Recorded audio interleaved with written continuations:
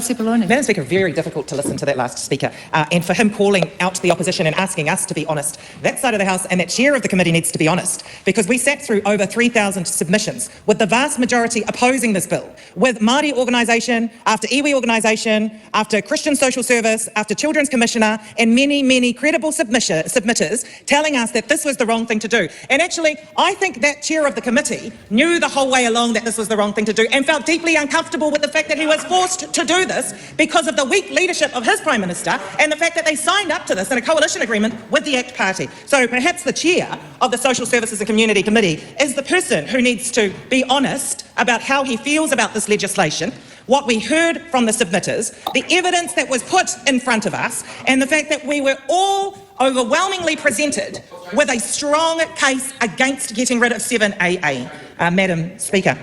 Madam Speaker, it is another sad example of that minister ignoring advice and evidence. That minister has said on a number of occasions that her primary consideration is the safety and the well-being of children in care. No one would argue with that being the primary consideration. I agree with the chair of our select committee that we should, and I believe all do, care about our children and want them to be safe.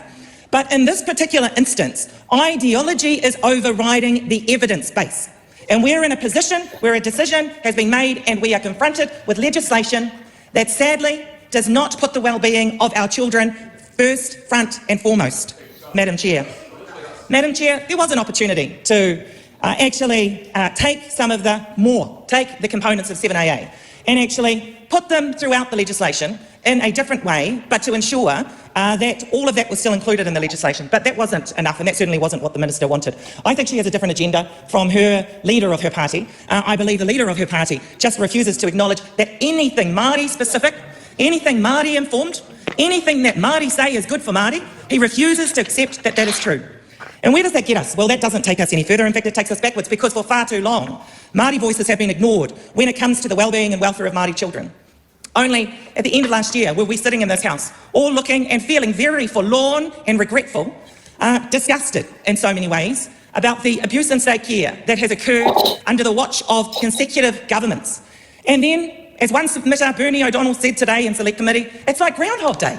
Here we are again, after an apology has been made by government, implementing policies that actually replicate the mistakes that have led to the endangerment, that have led to intergenerational harm and trauma, predominantly for Māori. And here we are doing that again, Madam Chair, and it actually makes me sad. And we listened to the submissions that came through. It wasn't just organisations, iwi, health providers, social service providers. We had many survivors of abuse speaking to this bill, talking about their experience in state care, talking about the fact that not only had they, in many instances, experienced physical, verbal, psychological, sexual abuse, but they had been denied access to what they should have had the right to access their whole lives, that being their whānau, their whakapapa, their reo and their culture. And here we are again, taking that away from another generation of children. Well, how did that serve us, Aotearoa? How did that serve us, every politician in this House, when that was continually done over the course of decades under the watch and under the approval and sanctioning of this particular whare? And I think that the members that are supporting this bill should be ashamed of themselves for perpetuating the harm that we have only so clearly been informed about, that we have been clearly told about, that we clearly know about, that was brought about by actions like we are seeing today. I want to remind that member, Joseph Mooney, who continues to interject on my speech, that 7AA was something that was introduced by a former National Party minister. It was Anne Tolley that introduced 7AA. And speaking to my colleague, the Honourable Willie Jackson, he spoke to me about the fact that Minister Anne Tolley at the time took seriously the insights and experience and intelligence of people like Tariana Turia. Took seriously the evidence that was put in front of her. She paid attention and she included that specific section in the legislation because she was open-minded, because she had the common sense to understand that actually it was something that was integral to ensuring the safety of our children moving forward. And it made me reflect that actually there were a few ministers under that key-led government who weren't entirely wrong, and they did do some good things. And it makes me feel very disappointed with this current government, particularly the national members, because that legacy of, at times, working with Māori, honouring te tiriti, seems to be something that has been lost under the leadership of Christopher Luxon because he simply has not been able to stand up to his coalition partners. So, Madam Speaker, we oppose this bill, and it doesn't matter how many times the chairperson of the Social Services Committee yells out that we've kept strategic relationships in here as something important. It does not encompass or ensure the full breadth of what was enabled through Section 7AA, and that member knows it really well. It is limited, and what we will see as a result is our children are disadvantaged and our children's safety and well-being put at risk as a result. Madam Speaker, we oppose this bill. To the members of the public that may be watching this House, please listen to the speeches, but also read the submissions, see the overwhelming evidence for yourself, see the overwhelming number of people that actually oppose this bill and the intelligent and informed arguments that they put forward. Don't just believe us. Look at what we were presented with and then know that the government members chose to ignore each and every one of those submissions that clearly outlined why this bill should not be supported. We oppose this bill. Oh, she cooked. She cooked. Yeah, so let's go over the timeline. So why are lots of Māori ending up in foster care? Well, first, Māori were alienated from their land. They had that taken away from them. The land was the way how they developed wealth and generated money, and they lost that ability. So they lost the means to be able to look after their mokopuna. And because of the stress of working in a shitty job, like a factory job or whatever in urban areas, right? That trickles down to abuse and neglect towards children. Those children end up in state care, and round and round and round and round we go. So, you know, Section 7AA is literally just scraps, right? In comparison to what the Crown did and how much they profited off taking away Māori's ability to produce their own economic wealth and look after their own. So James Mooney is up here saying, what's the problem? There you go. That's the problem. Yeah, we can even jump in a bit more than that. Let's actually turn James Mooney's stuff on the head. If he says the main thing is the strategic partnerships, which is what he said, and everything else is small beer, well, then it shouldn't be any problem just leaving it in. Yeah. There should be absolutely no problem. I mean, if it was something that was major, but he says it's not major. So his entire argument is disingenuous. Yeah.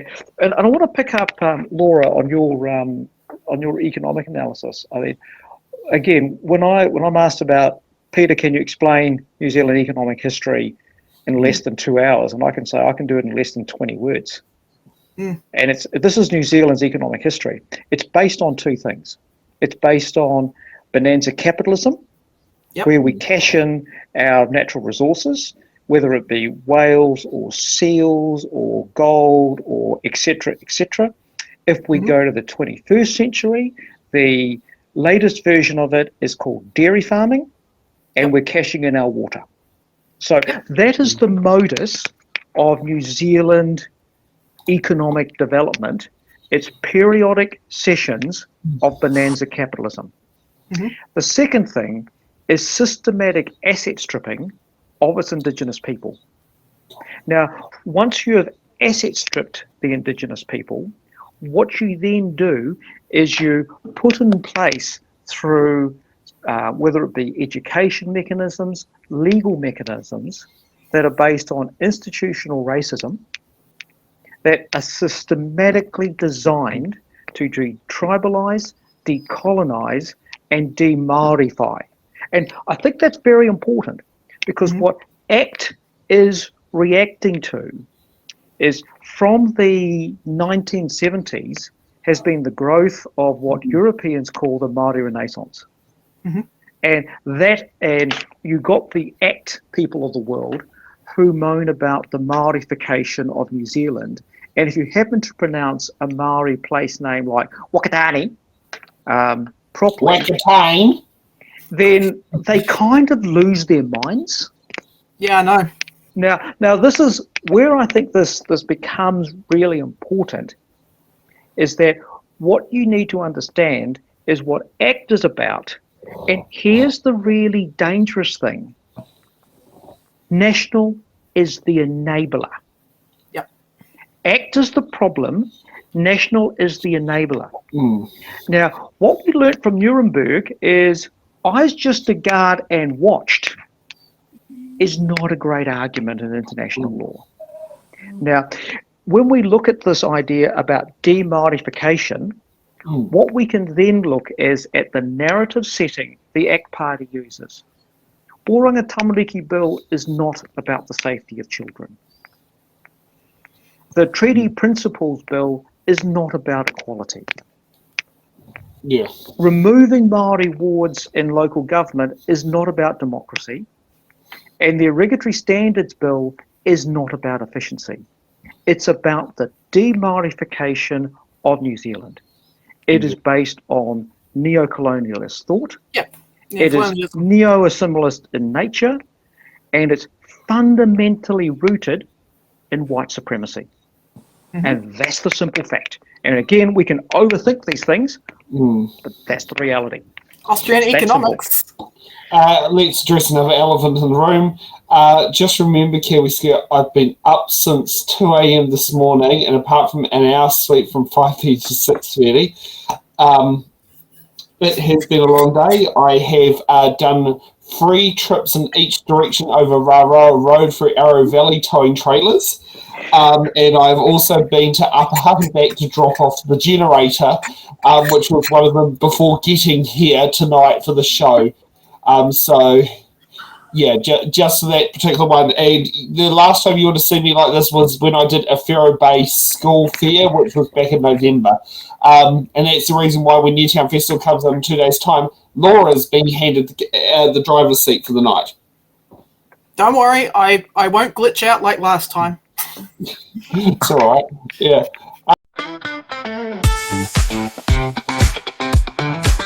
Thanks for watching.